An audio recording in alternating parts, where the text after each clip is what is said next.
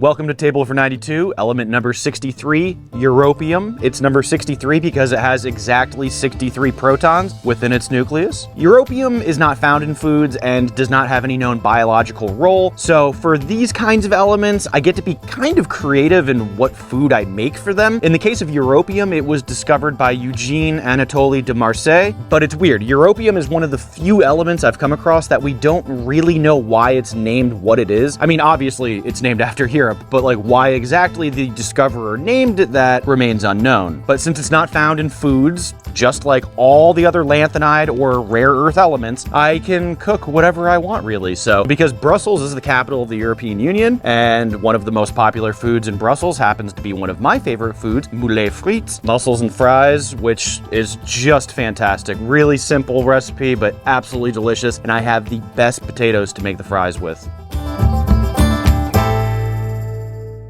Europium is the most active of the lanthanides. Those elements from 57 to 71 on the periodic table that, people like to refer to as rare earth elements, even though we now know they're not that rare. It's more that the lanthanides are really difficult to separate from their chemical bonds, like really difficult, which helps us to understand why these elements were among some of the last of the 92 naturally occurring elements to be discovered. That's not completely true though. Europium is actually pretty rare. It's 63 out of 92 on the abundance in Earth's crust list, but still the, moniker rare earth element, it's not really deserving.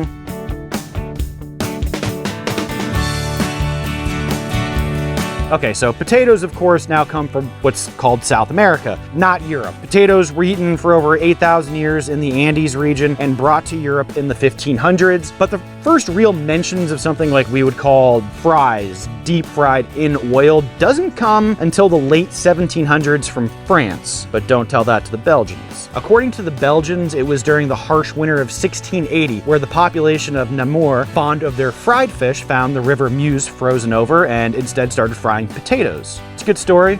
I like that story. I don't believe that story. Anyway, during World War I, American soldiers that were stationed in Belgium and France started calling them French fries, but the French-speaking region of Belgium, they say they're Francophone fries, right? So, yes, they speak French in Belgium, so they say French fries, but the Belgians are very, very serious that they are the ones that invented French fries. After all, Belgium is the only place in the world with a French fried potato museum. So yes, French fries from Belgium, and they got the best fries in the world. So there you go. In the early 1900s, the Netherlands, though, they came out with a new variety of yellow potato, the Bintje, and that was soon adopted in Belgium. This is the best French fry potato in the world. It's sweet, it crunches up nice, and I've been growing Bintjes for like 3 years. These are just fantastic. I've been to Belgium a bunch of times, and the French fry stands are just everywhere. Unbelievably good. And part of the secret too, you fry them in beef tallow, not vegetable oil, but we'll get a little bit onto that later. The fries take longer, so we'll do that first. Usually I like my fries with the skin on, so that's what I'm gonna do. You get more vitamins and nutrients that way. That's not what the Belgians do. They peel the skin off, but again, I like it with the skin, so I'm gonna do it that way. And yeah, they're gonna get fried in beef tallow. This is one of the main reasons the fries in Belgium are the best, is because they fry them in beef fat. McDonald's used to use beef tallow too, but they switched to vegetable oil in 1990. When they announced that change was gonna happen, their stock dropped 8.3% in a single day. But yeah, the Belgians, they kept the good stuff, and that's why they got the best fries still.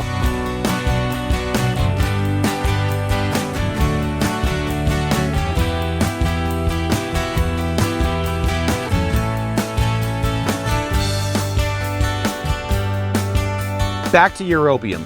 The whole history of how the lanthanides were all discovered is frustratingly difficult to explain. There's a whole lot of mistakes or overlooked entities. Basically what happened was, on multiple times, one of the lanthanide elements was discovered. But because the lanthanides are so irritatingly difficult to separate, they often didn't realize at first that their new element was actually like 3 different lanthanide elements still attached to each other. For instance, when the discovery of lanthanum was announced, the discoverer, Carl Mosander, was convinced convinced there was another element hiding in there, didymium. That didymium ended up actually being two other elements, praseodymium and neodymium, but that wasn't figured out for like years after. One thing you have to remember too is that the first real periodic table was only put together in 1869 and only featured 63 of the 92 naturally occurring elements. So chemists were quickly trying to, figure out how to fill in the gaps on the table. With europium, Eugene Anatole de Marseille figured there was a gap between samarium and gadolinium in 1896 and finally isolated it in 1901, saying, "I propose the new element europium with the symbol EU and the atomic weight 151, approximately." Not bad. Europium's atomic weight is 151.964. Still, we don't know why he named it europium, but, I would like to propose he did so to maybe try and promote the idea of European unity, maybe something like, I don't know, a European Union? De Marseille was kind of a scientific nomad. He never really settled down in any university and traveled pretty extensively in his lifetime. Maybe it was because in 1901, anyone in the know knew that a European war was almost inevitable, though few understood how devastating that war would be, considering all the new scientific achievements of the day. The growing nationalism in Europe in the late 19th century and early 20th century left its stamp on the periodic table, where scientists were naming new elements after their mother or father nation. Gallium, that's ancient name for France. Francium, germanium, ruthenium, that's named for Russia. Maybe de Marseille wanted to remind everyone that discovering an element is never the work of one scientist or one nation. It is something that takes generations of individuals sharing their collective knowledge, no matter the nation. Science is supposed to transcend nationalism in favor of higher goals. I don't know, that's just kind of my thoughts about it, but it might be a little flowery, but there it is. After de Marseille's death in 1904, George Urbain, a brilliant chemist, inherited de Marseille's equipment and, working with europium, discovered that by doping it to yttrium, the practice of introducing very small amounts of certain foreign atoms into the crystal lattice of a semiconductor to modify its electrical properties, created a beautiful luminescence and recognized that europiums got some applications to fluorescent lights. Coincidentally, Urbain became the head of France's Department of War as a laboratory director for artillery and other explosives during World War I. So these guys could not escape from World War I either. Today, europium, as well as pretty much all the lanthanides, they're used in x-rays and any medical field requiring time-resolved luminescence. And because 1 kilo of europium is enough for 1 billion scans, it's one of the few lanthanides that aren't affected by the Chinese government's monopoly on rare earths. Also, we don't know the exact formula. It's not public knowledge. It can't be, but we're pretty sure europium fluorescent materials are used in the European Union's monetary system, the euro, as an anti-counterfeiting agent. So, that's a really fun coincidence. Europium is protecting the euro, maybe.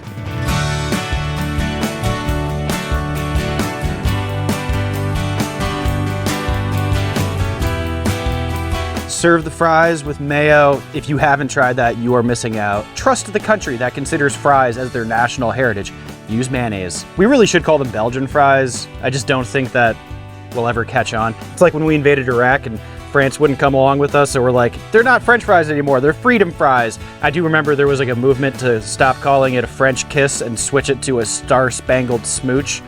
Yeah, it's just never gonna catch on. Just like Belgian fries, they're just not gonna catch on. To finish, I would just like to mention that you may not have ever heard of Eugene Anatole de Marseille before, the discoverer of europium, and you probably won't again. He did some important work in chemistry outside of discovering europium, but if there was gonna be a Mount Rushmore of the great chemists in history, he probably is not going to be on it. But, nonetheless, he discovered one of the 92 natural occurring elements in the universe, and he's going to be immortalized forever. And shortly after his death, there's this really great obituary that was written about him in the Chemical News in 1904. In all ages, men capable of acquiring personal views on the philosophy of science has been rare. Among them was de Marseille, whose recent death we have to deplore.